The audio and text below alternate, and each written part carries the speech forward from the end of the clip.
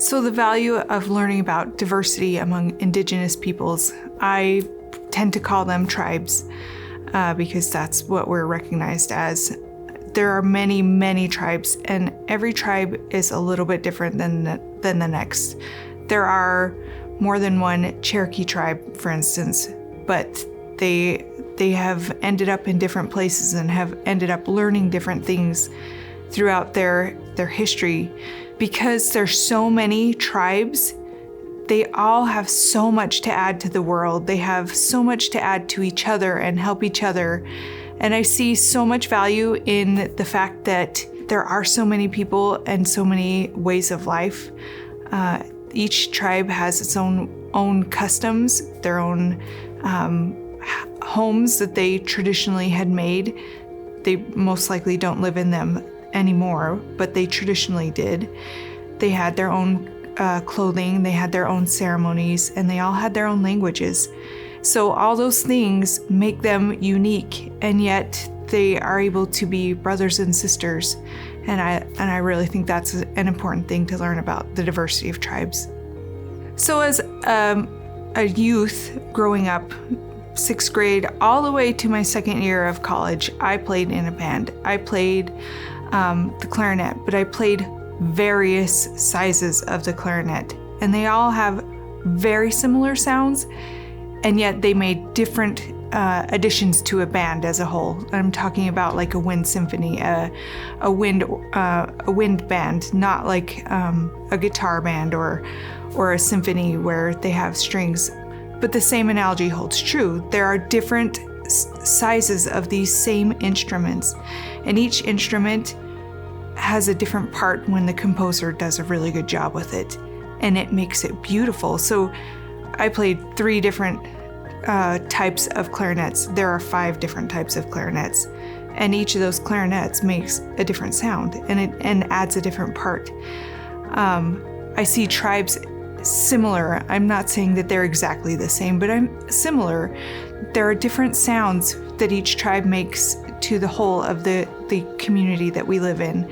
Each tribe has a different part, and yet it may be similar because they have some shared past, but yet they're different, and that brings so much harmony and so much joy to the listener.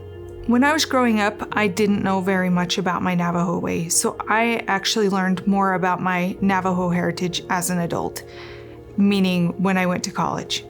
My mom didn't teach us very much. She didn't have that as something that she felt inclined to teach us on a regular daily basis, so I didn't know that much. As an adult, as a student of a university, I started receiving a scholarship from my tribe, from the Navajo Nation, and my conscience got to me saying I needed to learn a little bit more about who the people are that are giving me this generous gift. And at that point, I made an effort to learn more about who I am as a whole person. My mother is Navajo, my father is Caucasian, and yet I am me. I have both of these heritages that I can draw from, and I felt that was really important to know all of my identity. I still don't know everything about my Navajo heritage, and I still don't know everything about my Danish and English heritage, but I know that I am a unique person and that I bring value to the world that I live in. Some of the things that I learned about, there's this saying called walk in beauty, and it's part of a ceremony. I've never attended a traditional ceremony, but it's talking about walking in beauty, recognizing all the good things in your life and recognizing the hard things at the same time, but knowing that there is a forward path and that you can look at and enjoy everything and bring wholeness to yourself by walking in that beauty. I've also learned some fun things about jewelry and clothing and things like that. And it's important to know those things just because it brings me satisfaction to know that I'm a part of that as well. Some of the things I hold dear to my heart now about the Navajo spirituality, there's a term called ke, which is family. It's a way of life. It's honoring your family and learning from your family. And I feel that family way of life, if we all lived that way, I actually feel if we all lived that way, where we honor and learn from our parents and our grandparents and our aunties and our uncles, that would actually bring us harmony in our souls and spirituality, an increase in spirituality, whichever religious denomination you belong to. I think if you learn to value your family, that spirituality is amplified in your religious denomination. I host a podcast called Tribe of Testimonies. I interview faithful Native American members of the Church of Jesus Christ of Latter-day Saints. I've tried to make it as intertribal, intergenerational, interstate as possible. I've even had people that I've interviewed from Canada, from Canadian tribes. So I interview people from all of the 48 contiguous states in the United States, plus Alaska and Canada.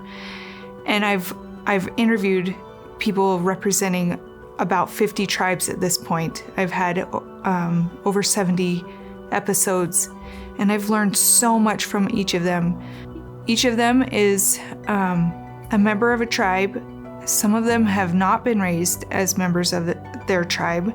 Some of them have been raised as members living on reservations of different tribes.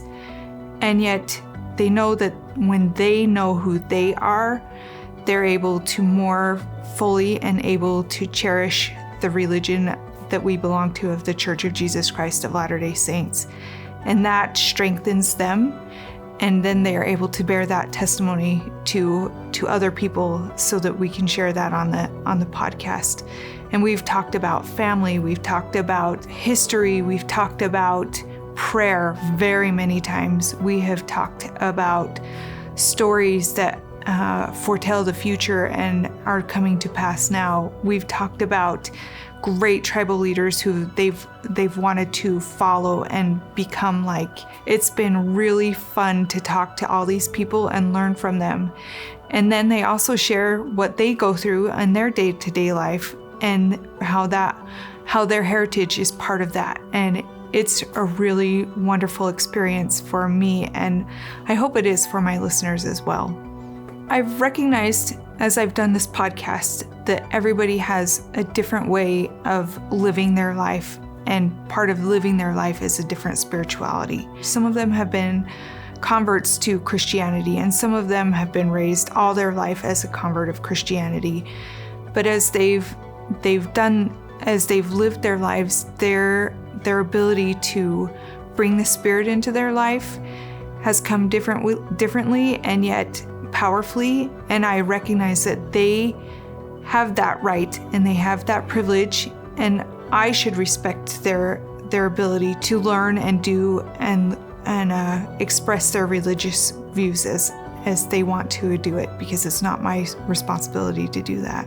I also want to recognize that my experiences are not indicative of everybody else's experiences. My experiences have happened because of when and where I was raised, who I was raised by, my heritage from both parents. And I recognize that I can speak for myself, and I might see things in other people, but I've never had their experiences. I've never been able to walk in their shoes. I can think about what it would have been like, but I've never actually done it. And so I think that's an important thing to remember, is that I'm me, and I stand for me, and I honor and respect other people because they have different lives than I do.